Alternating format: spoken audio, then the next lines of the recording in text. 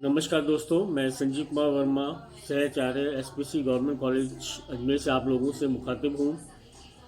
हम पृथ्वी की उत्पत्ति के संबंध में जो विकासवादी परिकल्पनाएं थी उनके बारे में चर्चा कर चुके हैं। आज हम प्रलयवादिकता पर आधारित सिद्धांत या कैटास्ट्रोफिक और कैटालिस्मिक थ्योरी पर चर्चा करेंगे। B part first, physical geography, भौतिक भूगोल के संदर्भ में। इसमें जो पर्यायवादिता का पहला सिद्धांत है वो आधारित है टाइडल थ्योरी पे या ज्वारीय सिद्धांत पे, जिसमें पहली जो परिकल्पना है वो चैम्बरलिन व मॉल्टन की ग्रहणु परिकल्पना या planetary hypothesis of Chamberlin and Moulton के बारे में हम चर्चा करेंगे। अमेरिकी वैज्ञानिक चैम्बरलिन व मॉल्टन 1904 ने ग्रहणु परिकल्पना प्रस्तुत की थी। निहारिका परिकल्पना के दोषों को दूर करते हुए इस परिकल्पना में चैम्बरलिन व मोल्टन ने पृथ्वी की संरचना, महाद्वीप एवं महासागरों की उत्पत्ति तथा पर्वत निर्माण आदि समस्याओं पर भी प्रकाश डाला। प्राचीन परिकल्पनाओं के विपरीत इन वैज्ञानिकों ने ग्रहों की उत्पत्ति किसी मूल पिंड से न मानकर सूर्य व एक अन्य तारे के पारस्परिक आकर्षण से मानी। इनके अनुसार आरंभ में एक सर्पिल या स्पाइरल आकार का शीतल व ठोस कण युक्त पिंड विद्यमान था। आज भी आकाश में ऐसी अनेक सर्पिल निहारिकाएं मौजूद हैं। अतीत में एक भ्रमणशील विशालकाय तारा इस सर्पिल निहारिका के निकट से गुजरा। सूर्य के निकट पहुंचने पर उस तारे के आकर्षण से सूर्य की कुछ लपटें तारे की ओर आकर्षित हुई। इस सौर ज्वाला या प्रोमिनेंस के पदार्थ सूक्ष्म धूल कणों के रूप में बिखर गए। ये बिखरे कण ग्रहणु कहलाए। बड़े आकार के ग्रहणियों ने छोटे ग्रहणियों को आकर्षित किया, इससे उनके आकार में वृद्धि होने लगी। इन्हीं ग्रहणियों के बड़े होने पर कालांतर में ग्रह बने। इस प्रकार ग्रहों को आरंभ में ठंडा व ठोस माना गया।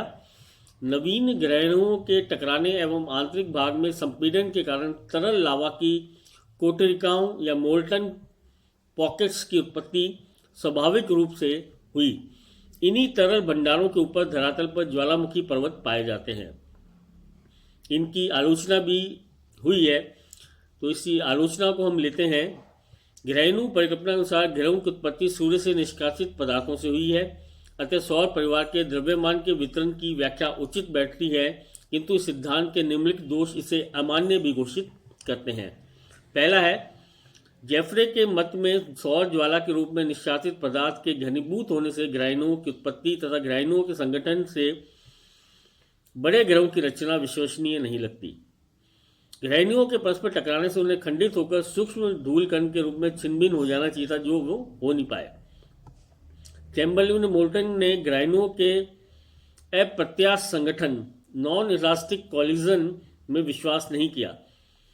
सूर्य का द्रव्यमान अधिक होते हुए भी उसका कोणीय संवेग बहुत कम है। ग्रहों का द्रव्यमान सूर्य का 1/745 होते हुए भी उनमें सौर परिवार का 98% से अधिक कोणीय संवेग विद्यमान है।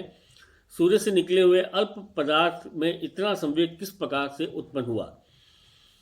इस सिद्धांत के अनुसार पृथ्वी कभी भी तरल अवस्था में नहीं रही। उत्पत्ति के समय भी ये ठोस थी, किंतु वैज्ञानिक प्रमाणों के अनुसार पृथ्वी आरंभिक अवस्था में तरल रूप में पाई जाती थी।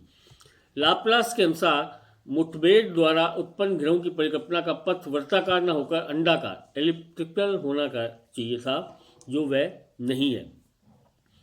दूसरी जो परिकल्पना टाइडल सिद्धांत या टाइडल थ्योरी पर आधारित है वो है जीन्स और जेफ्रे की ज्वारीय परिकल्पना, tidal hypothesis of Jeans and जेफ्रे।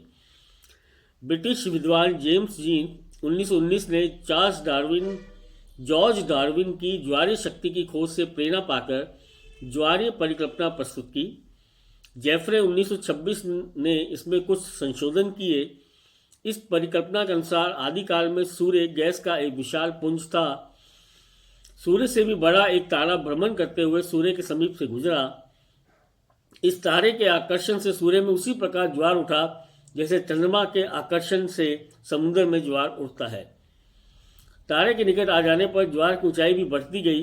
तारे के बहुत निकट आ जाने पर सिगार की आकृति का ज्वारीय पदार्थ फिलामेंट सूर्य से अलग हो गया और तारे की ओर आकर्षित हुआ, किंतु तारे के दूर चले जाने पर उसका आकर्षण समाप्त हो गया।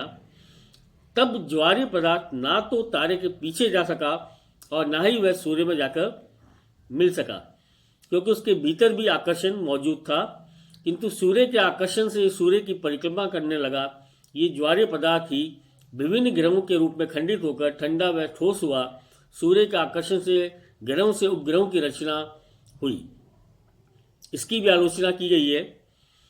जीन्स व जेवरे की ज्वारीय परिकल्पना 20वीं शताब्दी के प्रथम चतुर्थांश में काफ़ी मान्य रही। इसका मुख्य कारण ये था कि यदि सभी ग्रहों को एक सीध में रख दिया जाए तो उसमें सिगार जैसी आकृति बनती है तथा जीन्स की परिकल्पना पुष्ट होती है। उपग्रहों का क्रम भी सिगार की आकृति जैसा ही है। उपग्रहों का क्रम भी सिगार की आकृति ही के जैसा है। मध्य के बड़े ग्रहों के उपग्रहों की संख्या अधिक है तथा सितारों किनारों के ग्रहों के उपग्रह छोटे हैं। 1930 में यम ग्रह की खोज ने जीन्स के मत को और भी बल दिया। इसके बावजूद ये परिकल्पना दोष मुक्त नहीं है, बल्कि इसमें अनेक त्रुटियां हैं। पहली त्रुटि है लेविन 1958 के विचार में अंतरिक्ष में तारों की परस्पर दूरियां बहुत अधिक है। सूर्य का निकटतम तारा ही 4.3 प्रकाश वर्ष की दूरी पर स्थित है, अतः तारों के इतना निकट आने की संभावना शून्य ही है और जो ज्वार उत्पन्न करने में समर्थ हो। दूसरा, रसल ने आपत्ति उठाई कि ग्रहों के मध्य की दूरियां तथा सौर परिवार के विस्तृत फैलाव की व्याख्या करने में ये सिद्धांत समर्थ नहीं है। पेरेस्की के मत में भी इस सिद्धांत द्वारा सूर्य व ग्रहों के मध्य की दूरियों को प्रमाणित नहीं किया जा सकता। सूर्य की सतह पर ज्वार तभी उत्पन्न हो सकता है जब उसके आंतरिक भाग से उष्ण पदार्थ निष्कासित हो। कई लाख डिग्री तापमान होने पर भी पदार्थ का घनीभूत होना संभव नहीं है, बल्कि वह अंतरिक्ष में बिखर ही जाएगा। बड़ा तारा जो सूर्य में ज्वार उत्पन्न करने के लिए उत्तरदायी था, कहाँ चला गया? इसका कोई संतोषजनक विवरण उन्होंने नहीं दिया। ग्रहों के अधिक कोणीय संवेग का प्रश्न भी इस परिकल्पना से हल नहीं होता है। सिद्धांत की कमियों की जानकारी होने पर भी स्वयं जेफरे ने स्वीकार किया कि सिद्धांत में संशोधन आवश्यक है। ग्रहों के मध्य अधिक दूरियां, सौर परिवार का 400 से 500 करोड़ किलोमीटर तक का विस्तार, ग्रहों की वृत्ताकार कक्षा, कोणीय संवेग आदि समस्याओं का समाधान ढूंढने के लिए दो तथ्य आवश्यक हैं। पहला, जिस पदार्थ से सूर्य की रचना या ग्रहों की रचना हुई वह सूर्य से शनि जितनी दूरी पर स्थित था। कोणीय संवेग के वितरण के लिए ये मानना आवश्यक है कि सूर्य के बजाय किसी अन्य तारे से ग्रहों की उत्पत्ति हुई। इस दिशा में अमेरिकी विद्वान रसेल तथा ब्रिटिश विद्वान लिटिलसन की परिकल्पना उल्लेखनीय है। तीसरी जो परिकल्पना है वो रसेल की युग्म तारक परिकल्पना है, binary star hypothesis of Russell. 20वीं शताब्दी के चौथे दशक में पृथ्वी की उत्पत्ति के संबंध में नई दिशा का सूत्रपात हुआ। अनेक नवीन परिकल्पनाएं प्रस्तुत की गई। एच.एन. रसेल के अनुसार सूर्य से अरुण की दूरी या यूरेनस की दूरी 290 करोड़ किलोमीटर पर सूर्य का साथी या जुड़वा तारा स्थित था। सूर्य व उसके साथी तारा गुरुत्व के एक सामान्य केंद्र की परिक्रमा कर रहे थे। एक तीसरा तारा साथी तारे के निकट 45 से या 65 लाख किलोमीटर दूर आया, जिससे साथी तारे में वृत्त ज्वार उठा। मुठभेड़ के कारण साथी तारे की कक्षा बदल गई, किंतु उसका ज्वारीय पदार्थ सूर्य से आकर्षित होकर सूर्य की परिक्रमा करने लगा। इस ज्वारीय पदार्थ के घनीभूत होने से ग्रह बने। ग्रहों के परस्पर आकर्षण के कारण उत्पन्न ज्वाला से विभिन्न उपग्रहों की रचना हुई। इसकी भी आलोचना की गई है। युग्म तारे की कल्पना आश्चर्य की वस्तु नहीं है। क्यूपर के मत में अंतरिक्ष के 80% से अधिक तारे दो या दो से अधिक समूह में पाए जाते हैं। इस परिकल्पना से सूर्य से ग्रहों का दूर तक फैलाव भी सिद्ध हो जाता है तथा साथी तारे से ग्रहों की उत्पत्ति की कल्पना द्वारा कोणीय संवेग की समस्या का भी समाधान हो जाता है।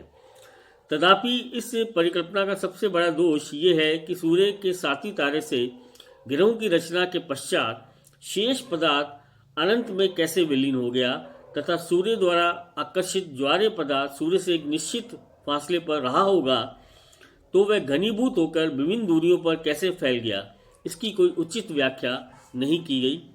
लिटिलसन R.A. लिटिलसन 1936 ने सिद्धांत का समर्थन करते हुए गणितीय परिकलन द्वारा उपरोक्त समस्याओं का समाधान प्रस्तुत करने का प्रयास किया। उसने साथी तारे पर से सूर्य का नियंत्रण हटना तथा ग्रहों की रचना तथा सूर्य की परिक्रमा करने वाले ज्वारीय पदार्थ फिलामेंट को आकर्षित करना निम्नलिखित विशिष्ट परिस्थितियों में संभव है यदि ये मान लिया जाए कि पहला, सूर्य साथी तारे तथा तीसरे तारे का द्रव्यमान लगभग समान है। दूसरा, सूर्य तथा साथी तारा परस्पर 1700 मिलियन किलोमीटर दूरी पर स्थित है। और तीसरा, सूर्य के चारों ओर साथी तारे की परिक्रमण गति 6 मील प्रति सेकंड तथा तीसरे तारे की गति कम से कम 20 मील प्रति सेकंड की रही होगी। तथा चौथा, तीसरा तारा साथी तारे से 3 या 4 मिलियन मील की दूरी पर निकट आया होगा। इन परिस्थितियों में संभव है कि ज्वारीय पदार्थ साथी तारे तथा तीसरे तारे से पृथक हो जाएगा। साथी तारे की दीर्घवृत्तीय कक्ष अति परवलयीय हाइपरबॉलिक कक्षा में परिवर्तित हो जाएगी तथा ये सूर्य के गुरुत्वाकर्षण के नियंत्रण से मुक्त हो जाएगा। धन्यवाद।